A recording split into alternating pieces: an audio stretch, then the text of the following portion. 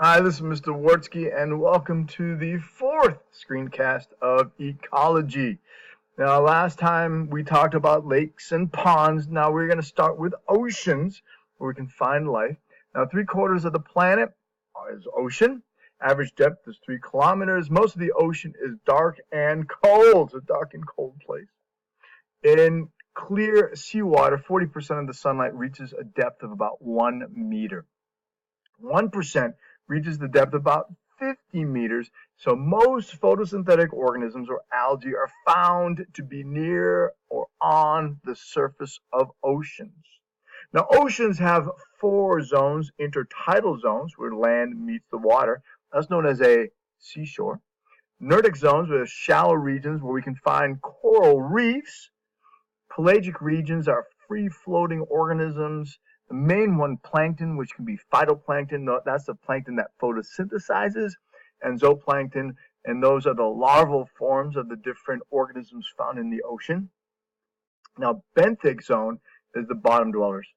Cold, a lot of pressure, no photosynthesis, limited nutrients. It's a tough place. Oceans are low concentration of nutrients, and they are not very productive, and they have terrific currents. Now, if you took apes, you learned about all the ocean currents, which is great. So here are the oceanic zones. Intertidal is the seashore, Nerdic is the shallow area.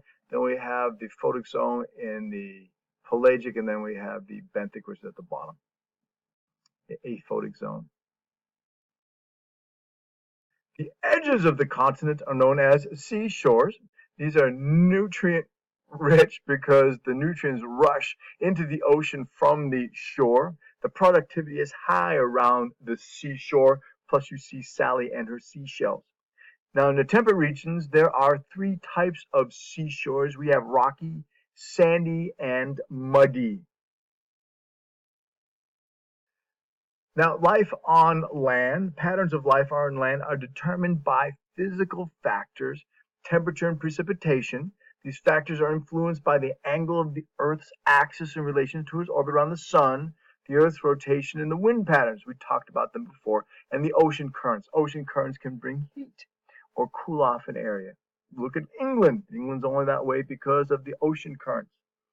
Right? So the temperature is determined by latitude and altitude. Altitude, with every increase of 100 meters up, man, that was rough, you decrease the temperature by half a degree Celsius. Also, with latitude, you decrease the temperature by half a degree Celsius for every increase of 1 degree latitude, with 0 being the equator. Now, biomes are categories of where we find life, or the type of environment that is determined by characteristic plant life. Plant life is determined by a number of factors: the amount of sun, temperature, rainfall, and soil content. So areas that have similar plant life will be the same biome.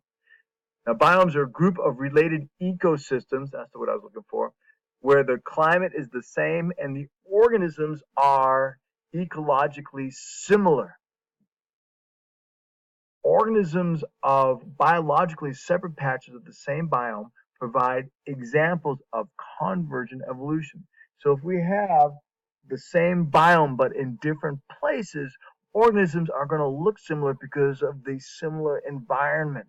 So they look similar because of the similar environment. That is convergent evolution. They have similar solutions to the same problem. Now, this is an incomplete list of biomes from temperate forest, coniferous forest, taiga, I like taiga, tundra, temperate grassland, savanna, chaparral or Mediterranean scrub, desert or tropical rainforest, and you will be collecting information on these things in class.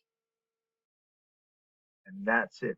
Ladies and gentlemen, we have finished the year of AP Biology information. It is time to celebrate. However, if you have any questions, please read your textbook, watch the video over again, or ask me in class tomorrow. Have a good night.